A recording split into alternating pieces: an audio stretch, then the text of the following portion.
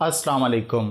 اگر آپ جاننا چاہتے ہیں کہ کیسے جاپان کے ایک غریب کارپینٹر یعنی لکڑی کا کام کرنے والے ایک شخص نے دنیا کی سب سے زیادہ گاڑیاں بنانے والی کمپنیوں میں سے ایک ٹویوٹا کی بنیاد رکھی تو یہ ویڈیو ضرور دیکھیے گا۔ میں ہوں تنزیل نیازی اور آپ دیکھ رہے ہیں اردو ڈاکیومنٹری چینل۔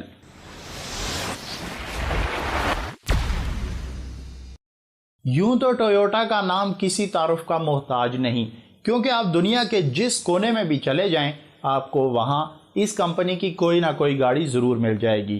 آج ٹویوٹا کمپنی 5 مختلف برانڈز کے انڈر کارز، ٹرکس اور لگژری کارز بنا رہی ہے، لیکن آپ کو یہ جان کر حیرت ہوگی کہ گاڑیاں بنانے والی اس کمپنی کی بنیاد ایک کھڈی بنانے والی کمپنی کے طور پر ہوئی تھی۔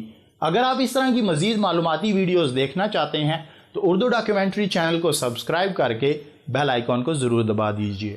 ٹویوٹا کمپنی کی کہانی آج سے تقریباً 150 سال پہلے اس وقت شروع ہوئی جب سکیچی ٹویوٹا نامی ایک بچہ 14 فروری 1867 کو جاپان کے شہر کوسائی میں پیدا ہوا۔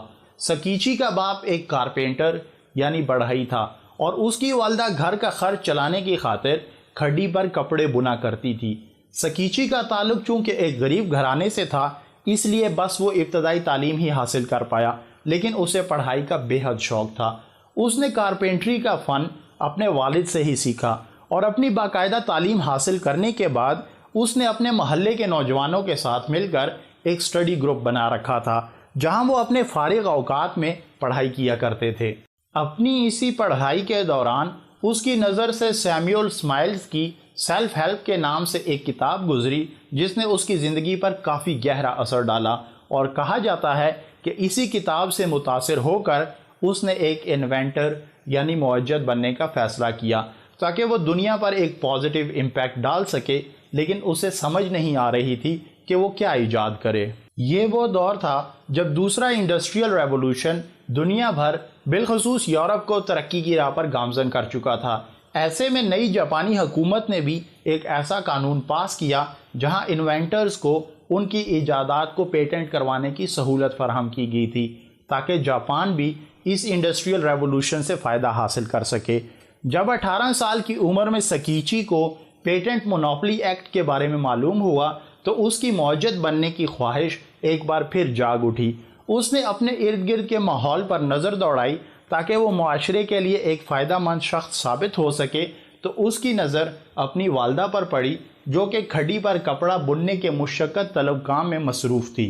سکیچی نے نوٹ کیا کہ کھڈی پر کام کرنے والے افراد گھنٹوں اس مشین پر محنت اور مشقت کیا کرتے تھے اور پورے دن کی محنت کے بدلے وہ بس چند سکے ہی کما پاتے تھے۔ سکیچی کو اپنا آئیڈیا مل گیا تھا اور یوں اس نے لوم یعنی کھڈی میں بہتری لانے کا فیصلہ کیا تاکہ وہ اپنی والدہ کی مشقت میں کمی لاتے ہوئے دوسرے افراد کی زندگیاں بھی بہتر کر سکے۔ کھڈی کو بہتر بنانے کی خاطر اس نے متعدد لومز کی توڑ پھوڑ کی تاکہ وہ اس کی ورکنگ کو بہتر طریقے سے جان سکے۔ اگرچہ اس کے دل و دماغ میں کچھ نیا اور بہتر ایجاد کرنے کا جذبہ تھا، لیکن لوگوں نے اسے پاگل سمجھنا شروع کر دیا، حتیٰ کہ اس کے اپنے والد نے اس کی مخالفت کی۔ تقریباً 6 سال کی انتھک محنت کے بعد 1891 میں 24 سال کی عمر میں اس نے اپنی پہلی machine Toyota wooden hand loom کا پیٹنٹ حاصل کر لیا تھا۔ یہ مشین روایتی کھڈیوں سے کئی گنا بہتر تھی اور یہ 2 کے بجائے ایک ہی ہاتھ سے استعمال کی جا سکتی تھی۔ اسی طرح اس کھڈی کی مدد سے تیار کیا جانے والا کپڑا دوسری مشینوں کی نسبت بہت بہتر تھا۔ اگرچہ سکیچی ٹویوٹا ایک نئی طرز کی مشین ایجاد کر چکا تھا، لیکن اس کا خواب ایک پاور لوم بنانے کا تھا۔ پاور لوم ایک ایسی خودکار کھڈی تھی جہاں کپڑا بننے کی خاطر ہیومن انٹریکشن کو کم سے کم رکھا جا سکے۔ یوں ایک خودکار کھڈی بنانے کے لیے سکیچی کو مزید 5 سال لگ گئے۔ 1896 سے لے کر 1910 تک سکیچی ٹویوٹا نے مختلف انویسٹرز کے ساتھ مل کر کھڈیوں کا کاروبار بھی کیا، لیکن ایک کاروباری ذہن کے بجائے ایک کریٹیو ذہن رکھنے کی وجہ سے اسے تقریباً ہر کمپنی سے نکال دیا جاتا۔ یہی وجہ ہے کہ 1910 میں کاروبار میں مندی اور جاپان میں آنے والے معاشی بحران کی وجہ سے سکیچی ٹویوٹا کو مجبوراً اپنی ہی کمپنی سے استعفیٰ دینا پڑا۔ کمپنی سے استعفیٰ دینے کے بعد وہ یورپ اور امریکہ کے دورے پر چلا گیا، جہاں وہ مغربی معاشرے کی جدت بالخصوص گاڑیوں سے بہت متاثر ہوا۔ یورپ سے واپس آنے کے بعد اس نے ایک بار پھر 1918 میں اپنی تخلیق شدہ کھڑیوں کو فروخت کرنے کے لیے Toyota spinning and weaving company کے نام سے ایک کاروبار کا آغاز کیا۔ 1929 میں اس نے اپنی کمپنی کو تقریباً 10 لاکھ ین میں فروخت کر دیا اور تمام رقم اپنے بیٹے کیئیچیرو ٹویوٹا کو اس شرط پر دی کہ وہ اس کی مدد سے جاپان کی خود کی گاڑی ایجاد کرے گا۔ کیئیچیرو نے یہ شرط قبول کر لی اور گاڑی بنانے کا کام شروع کر دیا، لیکن سکیچی اپنے اس خواب کو پورا ہوتے نہ دیکھ سکا اور 30 اکتوبر 1930 کو 63 سال کی عمر میں سکیچی ٹویوٹا موت کی آغوش میں سو گیا۔ سکیچی کے مرنے کے بعد بھی کیئیچیرو نے اپنے والد کے خواب کو زندہ رکھا اور 1935 میں اس نے اپنی پہلی پروٹوٹائپ گاڑی بنا لی تھی جسے انہوں نے ماڈل A1 کا نام دیا۔ اسی طرح کیئیچیرو نے اپنی کمپنی کا نام ٹویوٹا سے ٹویوٹا میں تبدیل کر دیا، کیونکہ جاپانیز روایات کے مطابق 8 برش سٹروک سے لکھا جانے والا یہ نام ان کے لیے خوش قسمت ثابت ہو سکتا ہے۔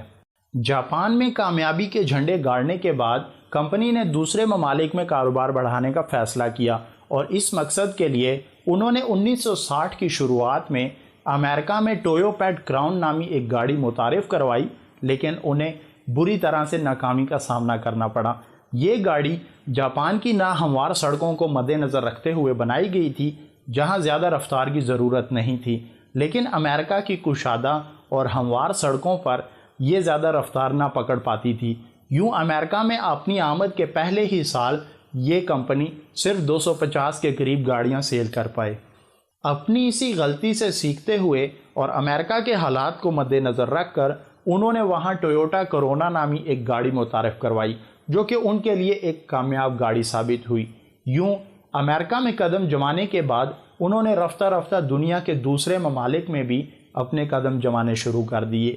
کاروں میں ٹویوٹا کی اب تک کی سب سے مقبول ترین کار ٹویوٹا کرولا ہے، جسے پہلی بار 1966 میں متعارف کروایا گیا تھا، جس کی اب تک 4.5 کروڑ سے زائد کاریں فروخت کی جا چکی ہیں، اور اسی طرح سال 2019 میں اسے دنیا میں سب سے زیادہ بکنے والی کاروں میں پہلا نمبر حاصل ہے، جس کی صرف 2019 میں 12 لاکھ گاڑیاں فروخت ہوئی تھیں۔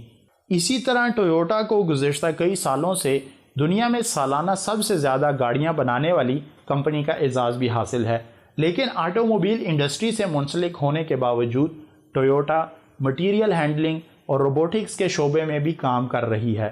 اگرچہ سکیچی ٹویوٹا کو مرے ہوئے تقریباً 90 سال کا عرصہ بیت چکا ہے، لیکن وہ اپنے خواب کے ذریعے دنیا بھر میں زندہ ہے اور اس کی کمپنی کی افورڈیبل گاڑیوں کی بدولت دنیا کے فاصلے سمٹ گئے ہیں، اور سکیچی کی انہی خدمات کے اعتراف میں اسے جاپان میں کنگ آف جاپانیز انوینٹرز یعنی جاپانی موجدوں کا بادشاہ کہا جاتا ہے۔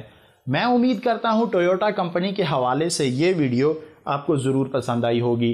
اگر آپ کو یہ ویڈیو پسند آئی ہے تو اسے لائک کیجئے اور اپنے دوستوں کے ساتھ ضرور شیئر کیجئے۔ اسی طرح اگر آپ نے اس چینل کو ابھی تک سبسکرائب نہیں کیا تو میں آپ سے ریکویسٹ کرتا ہوں کہ اس ویڈیو کے نیچے موجود سرخ رنگ کے سبسکرائب بٹن کو دبا کر گھنٹی کے آئیکن کو ضرور دبا دیجئے، تاکہ مستقبل میں جب بھی میں کوئی نئی ویڈیو اپلوڈ کروں آپ کو اس کے بارے میں اطلاع مل سکے۔ مجھے تنزیل نیازی کو فی الحال اجازت دیجئے، انشاءاللہ کسی اگلی ویڈیو میں آپ سے ملاقات ہوگی۔ اللہ حافظ۔